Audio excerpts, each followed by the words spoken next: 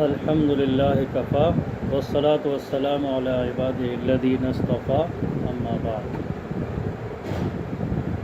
یہ بخاری شریف کا درس دوم ہے۔ امام بخاری رحمہ اللہ کے احوال کے بارے میں، حالات زندگی۔ امام بخاری کا نام محمد تھا اور معروف نام ان کو امام بخاری بولتے تھے کیونکہ بخارا سے تعلق تھا، وہی ان کی جائے پیدائش تھی، تو امام بخاری بولتے تھے۔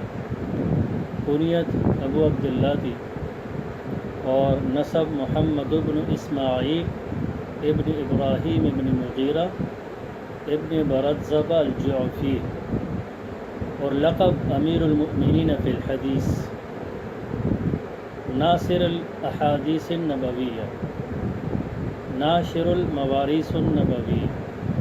ناصر مددگار کو کہتے ہیں، رسول اللہ صلی اللہ علیہ وسلم کے احادیث کے مددگار۔ موارث النبویہ، پیغمبر علیہ السلام کی میراث۔ ظاہر ہے کہ وہ تو اشیاء دنیاویہ نہیں ہے، علم ہے، تو ناشر کہتے ہیں پھیلانے والے کو۔ اور خاندانی تعارف کچھ اس طرح ہے کہ آپ کے جو سکڑ دادا تھے برزبہ، اور ان کے آباء و اجداد وہ مجوسی تھے۔ مجوسی آتش پرست کو کہتے ہیں، جو آگ کی پوجا پاٹ کرتے ہیں۔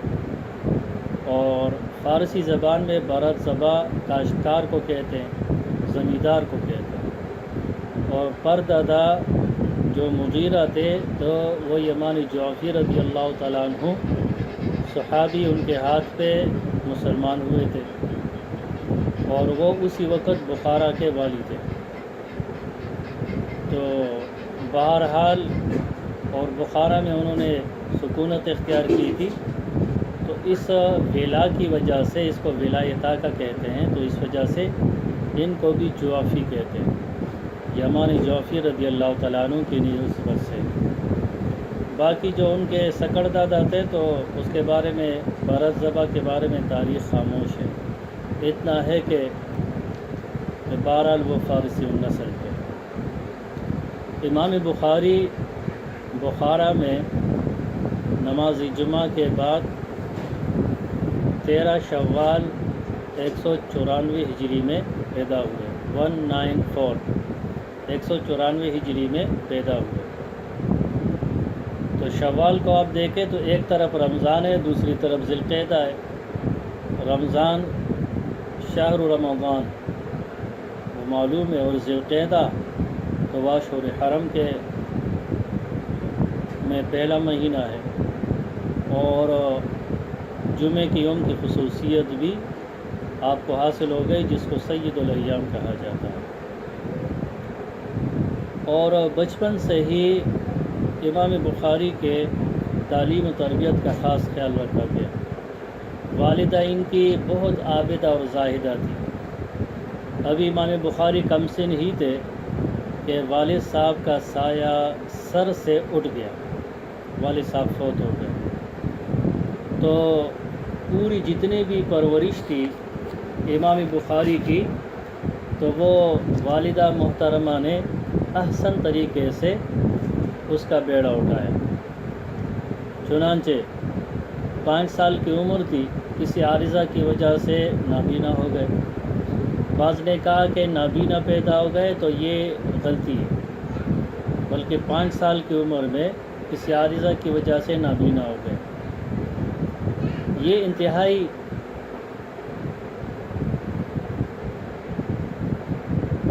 المناک واقعہ تھا، جس کی وجہ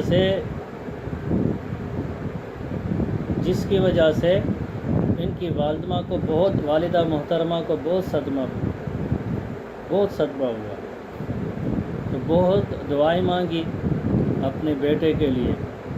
تو ایک مرتبہ خواب میں ابراہیم علیہ السلام، تو وہ خواب میں آئے اور کہا کہ اللہ تعالیٰ نے تمہاری دعاؤں کو قبول کیا، اللہ تعالیٰ تیرے لخت جگر کو نور بصارت عطا فرما دیں گے۔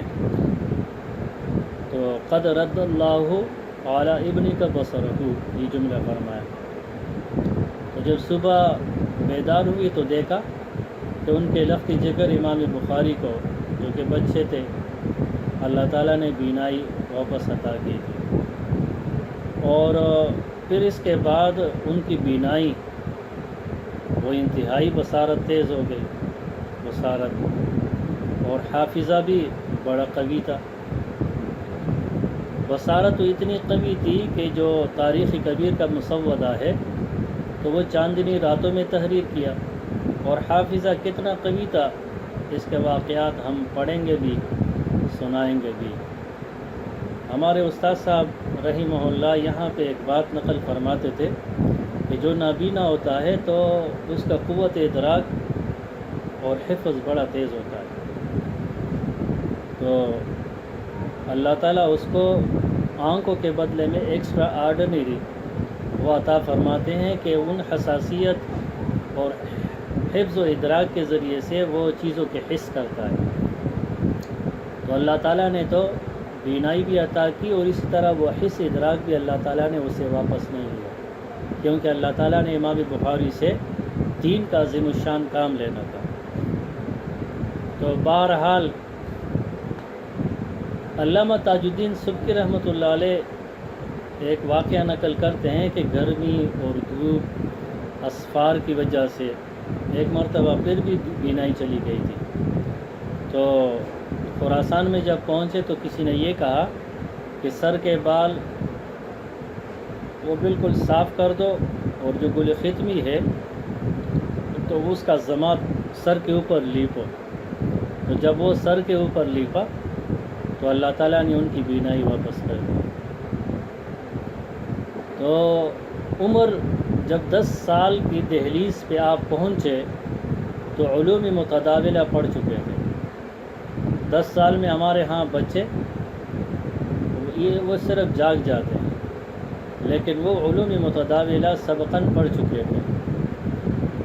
تو اور جب 15 سال کی عمر تک پہنچے تو عبداللہ ابن مبارک رحمہ اللہ اور امام وکیع رحمۃ اللہ علیہ، ان کے جو مؤلفات احادیث اور فقہ کی کتابیں تھیں تو ان کو بھی ازبر یاد کر چکے تھے امام بخاری۔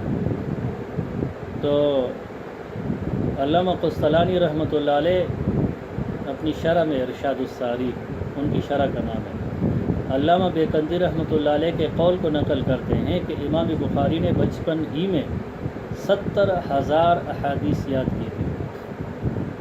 70,000 احادیث امام بخاری نے یاد کی تھی، اور جب 11 سال کے دہلیز پہ پہنچے تو ان کے حفظ و ذہانت کا ایک واقعہ مشہور ہے جو لوگ اس کو نقل کرتے ہیں کہ آپ امام داخلی رحمۃ اللہ علیہ کے درس میں شامل ہونے لگے، تو امام داخلی نے ایک سند پڑھی، کہتے قال حدثنا سفیان عن ابی الزبیر عن ابراہیم، حدثنا سفیان عن ابی الزبیر عن ابراہیم۔ امام بخاری نے جب یہ سند سنی تو فرمایا کہ ان ابا الزبیر لم یروی عن ابراہیم، کہ ابو الزبیر تو ابراہیم سے نقل ہی نہیں کرتے احادیث، تو آپ یہ سند کس طرح پڑھتے؟ کہ سفیان فرماتے ہیں کہ میں نے حدیث ابو الزبیر سے نقل کی، ابو الزبیر فرماتے ہیں کہ ابراہیم سے وہ روایت نقل کرتے ہیں۔ تو گویا کہ ابراہیم کو یعنی ابو الزبیر کا سماع ابراہیم سے ثابت نہیں ہے۔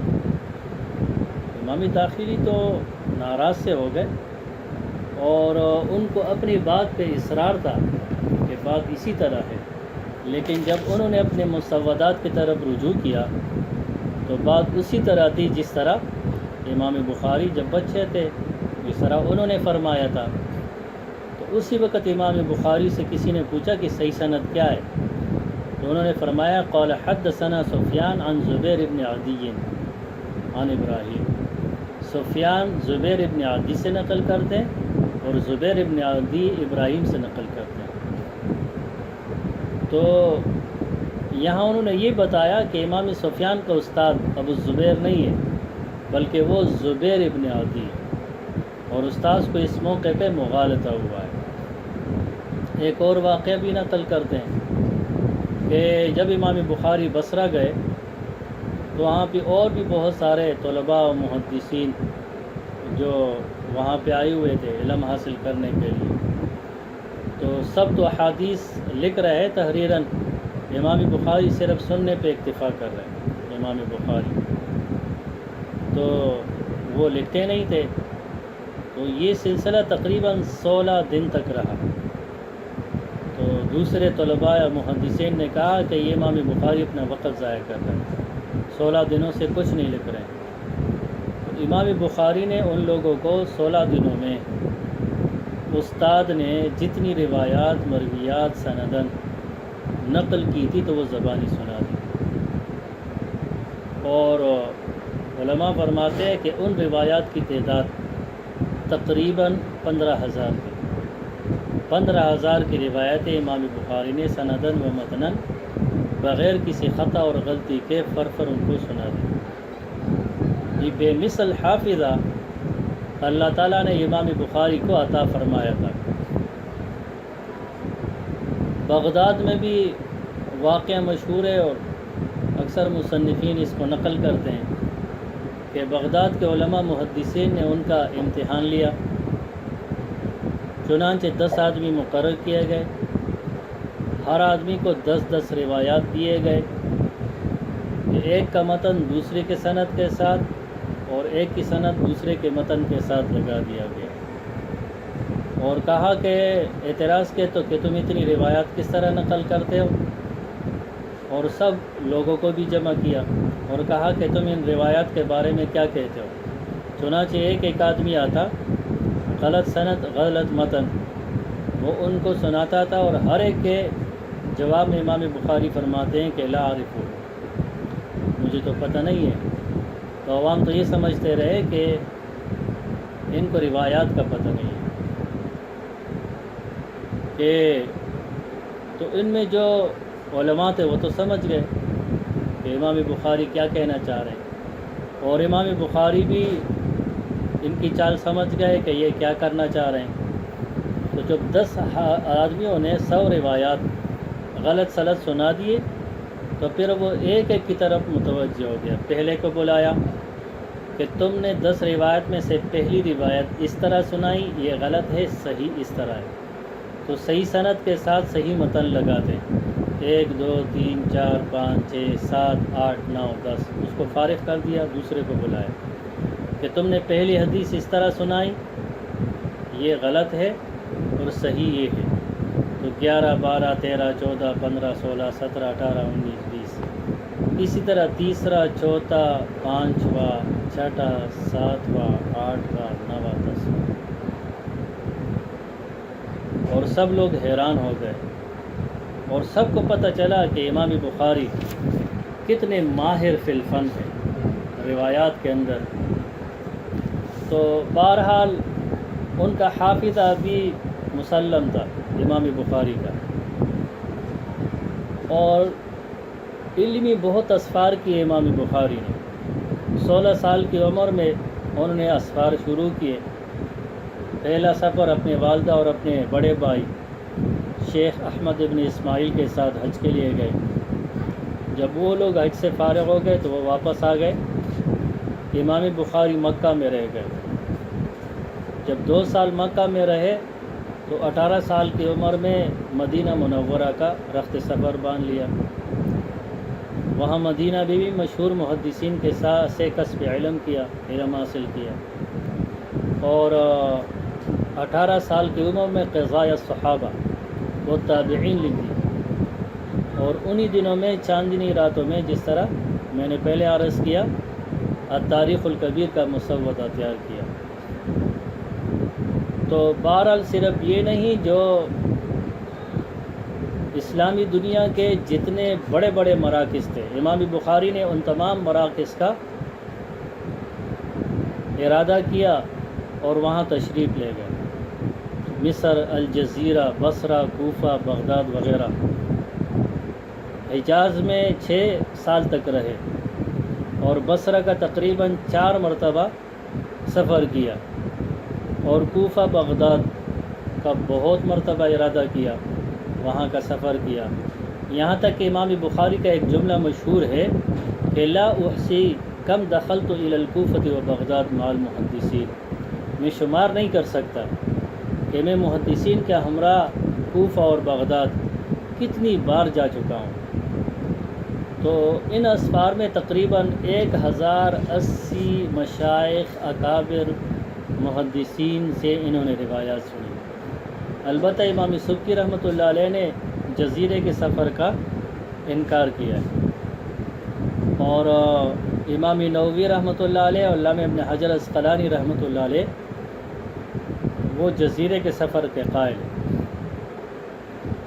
ان اسفار کے اندر امام بخاری پہ بڑے تنگ دستی کے مواقع آئے، یہاں تک کہ بعض وقت کھانے کو کچھ نہیں ہوتا تھا، کھانے کے لیے پتے اور گھاس ہی ملتے تھے، اسی پہ گزارا کرتے تھے، کبھی تو اپنے کپڑے فروخت کرتے تھے، اور خود فرماتے کہ 40 سال تک میں نے سالن استعمال نہیں کیا۔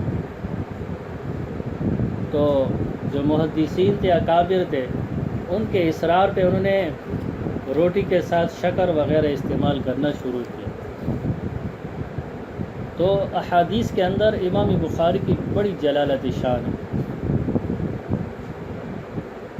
جس طرح صوفیہ کہتے ہیں نا کہ ایک سالک ابو الحال ہوتا ہے جو احوال اور کیفیات پہ غالب ہوتا ہے، دوسرا سالک صوفیہ کے ہاں ابن الحال ہوتا ہے جو احوال اور کیفیات سے مغلوب ہوتا ہے۔ تو اول کو اصحاب تمکین کہتے ہیں، دوسرے کو اصحاب تلوین کہتے ہیں۔ اس طرح فنون کے اندر بھی ہوتے ہیں علماء محدثین، جو فنون میں ماہر ہوتے ہیں وہ بھی دو طرح کے ہوتے ہیں، ایک وہ جو فنون پہ غالب ہو اور فنون پہ وہ قبضہ کرتے ہیں اور جیسا چاہتے ہیں اس میں تصرف کرتے ہیں، تو وہ فنون پہ غالب ہوتے ہیں۔ دوسرے وہ جو ماہر فی الفن تو ہوتا ہے لیکن فن اس پہ غالب ہوتا ہے، فن پہ وہ غالب نہیں ہوتے۔ امام بخاری رحمہ اللہ وہ قسم اول میں شمار ہوتے ہیں کہ وہ فن پہ چھائے رہتے ہیں اور فن پہ حاوی ہوتے ہیں۔ امام مسلم رحمۃ اللہ علیہ وہ بھی ماہر فی الفن ہے لیکن ان کا شمار قسم دوم میں ہوتا ہے۔ امام بخاری شیخ فارابی رحمۃ اللہ علیہ کے مجلس میں کبھی کبھار جایا کرتے تھے، تو ایک بار امام فارابی رحمۃ اللہ علیہ نے ایک سند نقل کی، کہتے قال حدثنا سفیان عن ابی عروۃ عن ابی الخطاب عن ابی حمزۃ عن النبی صلی اللہ علیہ وسلم۔ تو جتنے محدثین اور اکابر بیٹھے ہوئے تھے، طلاب بیٹھے ہوئے تھے، تو سفیان کے بعد کسی راوی کا پتہ نہیں چلا۔ تو امام سفیان کرتے تھے کبھی کبھی امتحاناً کہ راوی کے مشہور نام کو چھوڑ کے کنیت ذکر کرتے، اور جہاں پہ کنیت مشہور ہے نام ذکر کرتے، جس طرح ابو ہریرہ کنیت کے ساتھ مشہور ہے، ابو بکر کنیت کے ساتھ مشہور ہے، تو جہاں کنیت مشہور ہوتی تو نام ذکر کرتے، اور جہاں پہ نام مشہور ہوتا تو کنیت ذکر کرتے۔ تو امام نے یہاں پہ بھی جو محدث تھے انہوں نے، امام فاریابی رحمہ اللہ نے یہاں پہ امام سفیان کی چیستاں کو ذکر کیا۔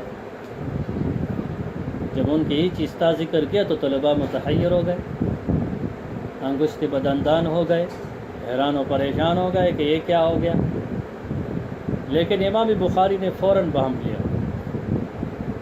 تو امام بخاری نے فرمایا کہ اس کی تفسیر یوں ہے کہ حدثنا سفیان عن معمر بن راشد عن قتادہ بن دعامۃ عن انس بن مالک رضی اللہ عنہ عن النبی صلی اللہ علیہ وسلم۔ تو لوگ امام بخاری کے ضبط، اتقان، تیقظ، استحضار اس پہ بڑے متعجب ہو گئے کہ دیکھو امام بخاری نے کنیت جو کہ غیر معروف تھے ان کے نام کے ساتھ ان کو ذکر کیا، نام کے ساتھ کنورٹ کیا۔ امام بخاری علل حدیث کے بھی ان کو بڑا دسترس حاصل تھا، علل حدیث۔ چنانچہ آپ پچھلے سالوں میں بھی پڑھ چکے ہوں گے علل حدیث، اور تفصیل بھی ہم بیان کریں گے۔ علل علت کی جمع ہے، اور علت کہتے ہیں ایک سبب جرح جو پوشیدہ ہو، عام لوگوں کو پتہ نہ ہو، یہ صرف ان کو پتہ چلتا ہے جو علم کے اندر بڑے ماہر ہوتے ہیں، حفظ و تیقظ و اتقان، نقد و جرح میں کامل ہوتے ہیں۔ روات حدیث کی معرفت بھی ان کو ہوتی ہے، ولادت کب ہوئی ہے، وفات کب ہوا ہے، ان کے اسماء کیا ہے، القابات کیا ہے، کنیت کیا ہے، ان کے لقاء کی کیا تفصیل ہے، اور الفاظ یا حدیث کے اوپر بھی ان کو مکمل دسترس حاصل ہوتا ہے، تب ان کو علل احادیث کا پتہ ہوتا ہے۔ امام بخاری رحمہ اللہ کی مجلس میں امام مسلم بھی حاضر تھے، ان کے شاگرد رشید تھے۔ ایک آدمی نے ایک سند پڑھی کہ حدثنا حجاج بن محمد عن ابن جریج عن موسى بن عقبة عن اسماعیل بن ابی صالح عن ابیہ عن ابی ہریرہ رضی اللہ عنہ عن النبی صلی اللہ علیہ وسلم قال کفارۃ المجلس اذا قام العبد ان یقول سبحانک اللہم وبحمدک اشہد ان لا الہ الا انت استغفرک واتوب الیک۔ یہ مجلس کا کفارہ ہے کہ جب آدمی اٹھے اپنے سند متصل کے ساتھ، انہوں نے نقل کی اس محدث نے کہ وہ سبحانک اللہم و بحمدک اشہد ان لا الہ الا انت استغفرک واتوب الیک پڑھے، تو اس مجلس میں اس کے گناہ کا کفارہ ہو جاتا ہے۔ جب یہ حدیث سنی امام مسلم نے تو فرمایا کہ اس حدیث کی سند سے اونچی سند پورے عالم میں نہیں ہے، اس سے اونچی سند پورے عالم میں نہیں ہے، امام مسلم نے بیان فرمایا۔ پھر اس کے دو طریق اور امام مسلم نے نقل کر دی، تو امام بخاری نے برجستہ فرمایا الا انہ معلول۔ آپ تو کہتے ہیں کہ پورے عالم میں اس سے بہترین سند نہیں ہے، لیکن یہ معلول ہے۔ امام مسلم نے جب یہ سنا ایک دم کانپ اٹھے، کہتے کہ حضرت اس کی علت کیا ہے؟ تو فرمایا کہ جس پہ اللہ نے پردہ ڈال دیا تو پردہ ڈالے رہنے دو، پردہ ہی صحیح ہے، اسی طرح رہنے دو۔ امام مسلم نے رحمہ اللہ نے بار بار اصرار کیا، تو امام صاحب نے فرمایا کہ معلول ہونے کی وجہ یہ ہے کہ لا یذکر لموسیٰ بن عقبہ سماع من سہیل، کہ ان کا تو سماع ثابت نہیں ہے موسیٰ بن عقبہ کا سہیل سے۔ ہاں، تو سند کے اندر موسیٰ بن عقبہ عن اسماعیل نہیں ہے بلکہ عن سہیل ہے، میں نے سہیل کی جگہ اسماعیل پڑھا، وہ خطا ہے، تو وہ سہیل ہے، وہ اسماعیل نہیں ہے۔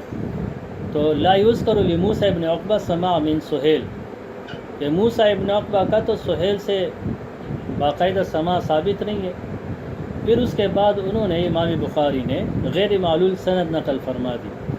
قال حدثنا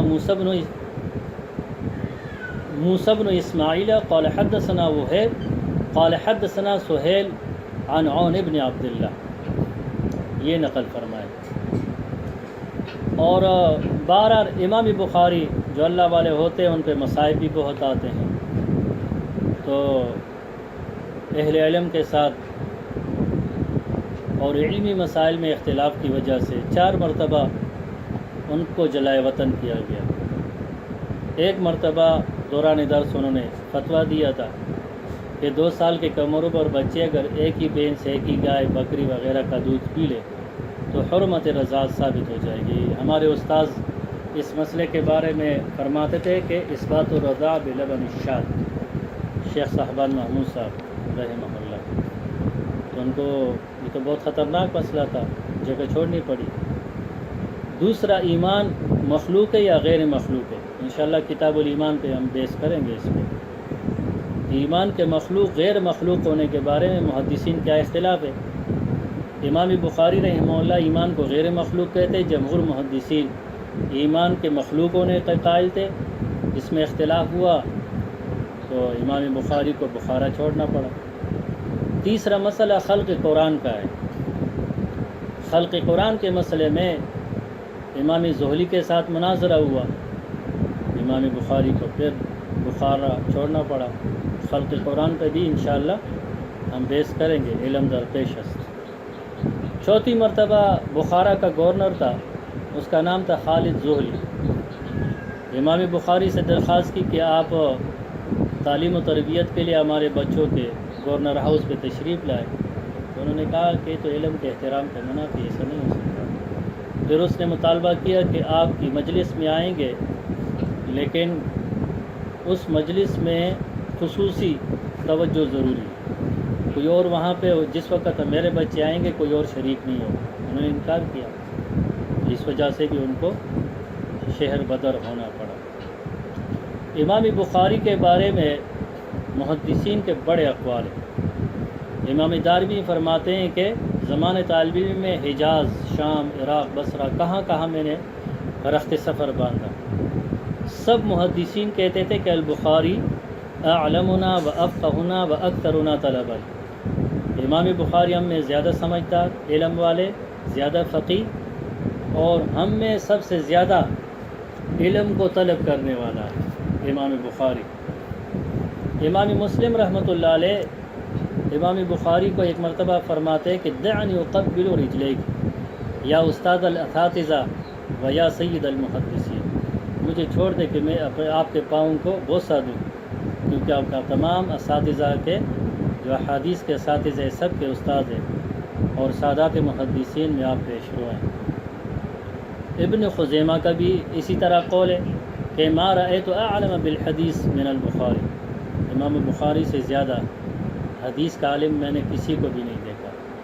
امام ترمذی بھی یہی فرماتے ہیں کہ اسانید اور علل کی معرفت اور تحقیق کے بارے میں امام بخاری کے بارے میں کے سامنے سارے محدثین طفل مکتبی بچے ہیں۔ اور امام رجا فرماتے کہ فضل البخاری علی العلماء کا فضل الرجال علی النساء، امام بخاری کی فضیلت تمام علماء پہ اس طرح ہے جس طرح رجال مردوں کی فضیلت عورتوں کے اوپر ہے۔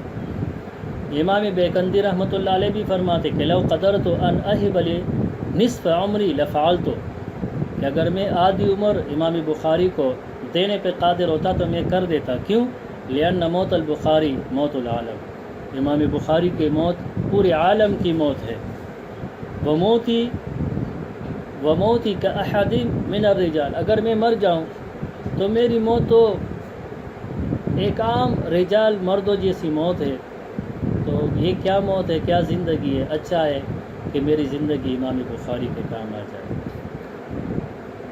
اور علامہ عبداللہ ابن حماد فرماتے ہیں کہ لودیت ان اکون شعرة فی جسد محمد ابن اسماعیل البخاری، میری انتہائی نگارش یہی ہے کہ میں حضرت امام بخاری رحمہ اللہ کے جسم پہ ایک باری بال ہوتا، یہ ان کی باقاعدہ تمنا تھی۔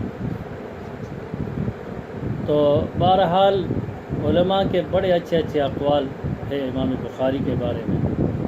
امام بخاری کے کرامات بھی مشہور ہیں، مثلا بچپن میں بینائی سلب ہوتی، پھر واپس ہوتی ہے،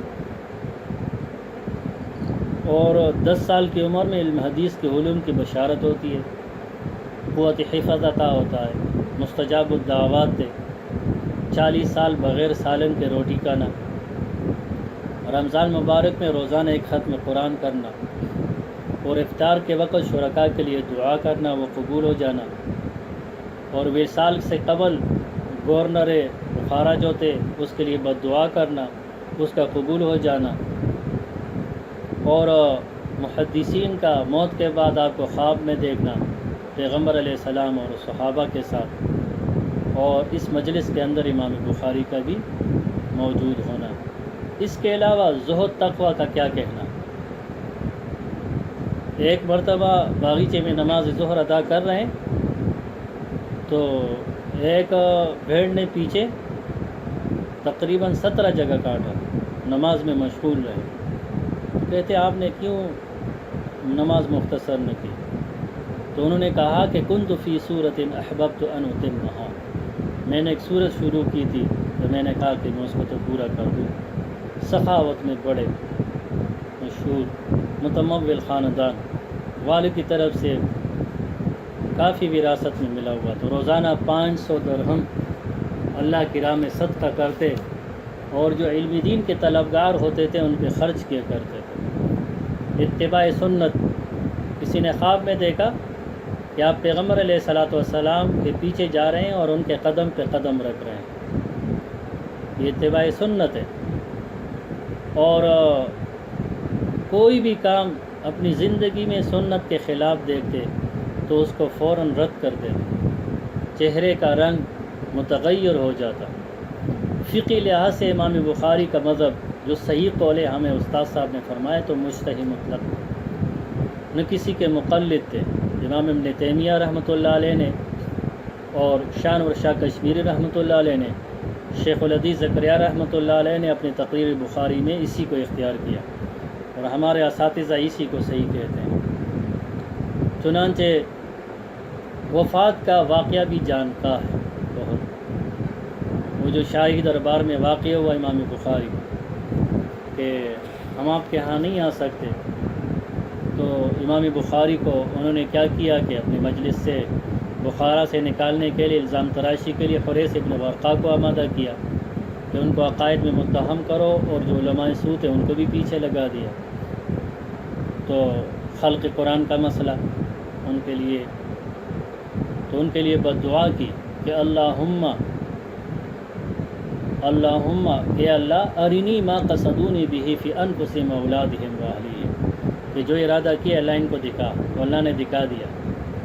گورنر وہ معزول ہو گیا، اور علماء سو کو بھی اللہ تعالیٰ نے اس کو خوب تنبیہ ہو گئی۔ تو پھر سمرقند سے دعوت نامہ پہنچا کہ آپ ادھر تشریف لائیے۔ سمرقند کی طرف چلے تو راستے میں خرطنگ کا مقام تھا، کچھ رشتہ دار تھے، وہاں پہ اسٹے کیا۔ تو پھر وہاں پہ اطلاع ہوئی کہ وہاں پہ بھی علماء کے 2 جماعتیں ہو گئی، بعض کہتے ہیں سمرقند میں کہ آ جائیں، بعض کہتے ہیں کہ وہ نہ آئے۔ تو جب یہ واقعہ پہنچا کہ وہاں پہ بھی 2 جماعتیں ہو گئی، تو امام بخاری کو بہت صدمہ پہنچا، اور یہاں تک کہ تہجد پڑھ کے دعا کی کہ ان الارض قد ضاقت علی فاخبرنی الیک، یا اللہ زمین اپنی وسعت کے باوجود تنگ ہو گئی ہے، اس لیے مجھے اپنے پاس بلا لیجیے۔ اتنے میں سمرقند والے بھی متفق ہو گئے کہ آپ تشریف لائیے۔ تو بہرحال ان کی جو دعا تھی وہ قبول ہو گئی تھی امام بخاری کی۔